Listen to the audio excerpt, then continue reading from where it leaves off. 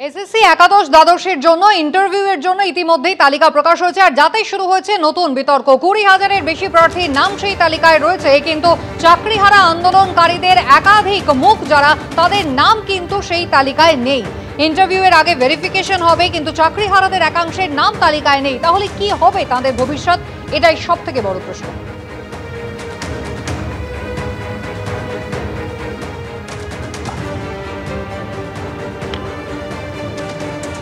একাদশ দ্বাদশ শ্রেণীর বিশেষ করে এডুকেশন এরকম অনেক বিষয়ে আছে, যারা যোগ্য শিক্ষক ছিলেন তারাও কিন্তু ডাক পাননি। তাহলে তারা কি অযোগ্য হয়ে গেল?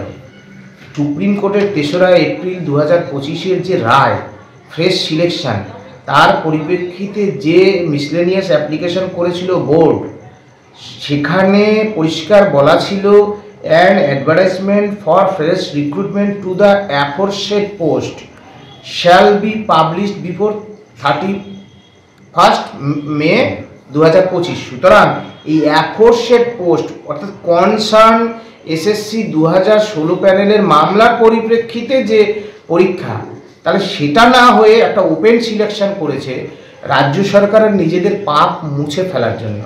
সুতরাং স্কুল সার্ভিস কমিশনের বিবৃতি দাবি করব। অনেক যোগ্য শিক্ষক শিক্ষিকা তারা যেমন ডাক পেয়েছেন, সেরকম অনেকেই আছেন যারা ডাক পাননি, এবং 11-12-এ যারা চাকরি করতেন সেই সমস্ত শিক্ষক শিক্ষিকাদের মধ্যেও অনেকে ডাক পাননি। আমি ব্যক্তিগতভাবে 11-12-এ ডাক পাইনি, আমার 3 নম্বর কম এসেছে কাট অফের থেকে। এখন সামনে নবম দশমের রেজাল্ট, আশাবাদী যে সেখানে নিশ্চয়ই ভালো কিছু হবে। কিন্তু আজকে যারা 11-12-এর শিক্ষক ছিলেন তাদের মধ্যে যারা কাট অফ ক্লিয়ার করতে পারলেন না, বিশেষ করে এডুকেশন সাবজেক্টে আমরা দেখতে পাচ্ছি অনেকেই আছেন যারা কাট অফ ক্লিয়ার করতে পারেননি। তাহলে সেক্ষেত্রে তাদের ভবিষ্যৎ কী হবে? আজকে তো প্রশ্নচিহ্নের মুখে পড়ে গেল তাদের জীবন আর জীবিকা। আমরা চাইব যেন রাজ্য সরকার যথাযথ ব্যবস্থা নেয়, কারণ আজকে নিজেদের দোষে তো চাকরিগুলো হারায়নি। এসএসসির একাদশ দ্বাদশের শিক্ষক নিয়োগের তালিকা প্রকাশ করা হয়েছে, আর ইন্টারভিউ ডাক পাওয়ার জন্য যে কাট অফ মার্কস রাখা হয়েছে, চাকরিহারা আন্দোলনকারীদের একাংশ সেই কাট অফ মার্কস তারা পূরণই করতে পারেননি, যার ফলে ইন্টারভিউ ডাক পাননি তারা। হতাশ তারা, অনিশ্চিত ভবিষ্যতের আশঙ্কায় তারা ভুগছেন, আর এবার ভরসা করছেন নবম দশমের রেজাল্টের উপর। আমরা একটাই শুধু বক্তব্য আমাদের, যে একজন ডাক পেলো কল ফর ভেরিফিকেশনে, একজন পেলো না, একজন নেতৃত্ব পেলো কি, একজন সহযোদ্ধা পেলো না, ব্যাপারটা এর উপর দাঁড়িয়ে আমরা মূল্যায়নটা করতেই চাইছি না। আমাদের মূল যেটা দাবি সেটা হচ্ছে 5 থেকে 6 বছর চাকরি করার পর, নিরপরাধ হওয়ার পরেও একটা প্রাতিষ্ঠানিক নিয়োগ অসঙ্গতি, আমরা যে বঞ্চিত হয়েছি তাতে আমাদের, বা আমরা যে ক্ষতিগ্রস্ত হয়েছি তাতে আমাদের কিন্তু কোনো দোষ নেই। আমাদের কোনো শিক্ষক যেন কর্মহীন না হয়ে যায়, তাদের ভবিষ্যৎ, তাদের পরিবার, তাদের সন্তান সন্ততি যাতে মানে ক্ষতিগ্রস্ত না হয়, সেই দিকে আমরা মূলত ফোকাস করতে চাইছি। এখনও অনেকটা পথ পেরোতে হবে, ইন্টারভিউ আছে, ডেমনস্ট্রেশন আছে, কিন্তু বিশ্বাস করুন এতটুকু উচ্ছ্বাস বা কিছু নেই। কারণ বিনা দোষে একটা অসম পরীক্ষার মধ্যে বসেছিলাম, এই পরীক্ষা দিয়েছিলাম, আমাদের তবু একটা চান্স থাকলেও জানি না ইন্টারভিউ আর ডেমনস্ট্রেশন দিয়ে পাবো কি না। কিন্তু যারা কাট অফটাই ক্লিয়ার করতে পারলো না, তাদের কি হবে? তাদের জন্য কি সরকার ভাববে? তাদের জীবন কি করে চলবে? 31 ডিসেম্বরের পর তাদের জীবন কি করে চলবে? আমি সবার সামনে বলছি আমি পেয়েছি, কিন্তু আমার যে বন্ধুটা পেল না, কোনো আনন্দ নেই, কিছু বলার নেই।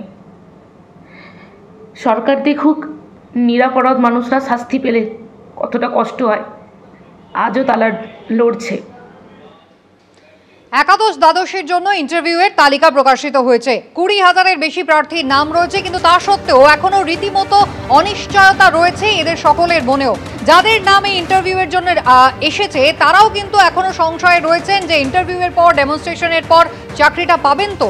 আর যাদের নাম ওঠেনি তারা অপেক্ষায় রয়েছেন নবম দশমের যে তালিকা বেরোবে, যদি সেই তালিকায় নাম থাকে। কিন্তু যদি তালিকায় নাম না থাকে তাহলে কোথায় যাবেন, কি করবেন বুঝে উঠতে পারছেন না।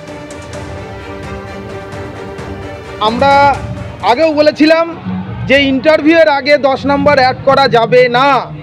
যদি ইন্টারভিউয়ের আগে 10 নম্বর অ্যাড করা হয়, বা আমরা ওই 10 নম্বর মানি না, সংবিধানের 16 নম্বর ধারা অনুযায়ী সরকারি চাকরিতে সকলের সমান অধিকার, কেন 10 নম্বর দেবো?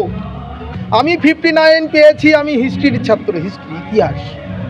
আমার কিছু বন্ধু বান্ধব আছে সে 60 পেয়েছে, 60 হিস্ট্রিতে, কিন্তু ডাক পায়। আমাদের দাবি মানতে হবে, ভ্যাকান্সি বাড়াতে হবে, ফ্রেশারদের সুযোগ করে দিতেই হবে। আমি কিন্তু ডাক পেয়েছি বলে যে আনন্দিত তা বিন্দু মাত্র আমি বলতে পারছি না। তার কারণ হচ্ছে যে আমাদের অনেক বন্ধুরা, অর্থাৎ 16 SLSTর অনেক শিক্ষক শিক্ষিকা যারা রয়েছেন তাদের কিন্তু নাম সেই লিস্টে নেই, অর্থাৎ তারা কিন্তু ডাক পায়নি। আমরা খুশি তখনই হতাম, বিশেষ করে আমি আমার কথা বলছি, যদি প্রত্যেকেই সেই লিস্টে থাকতেন।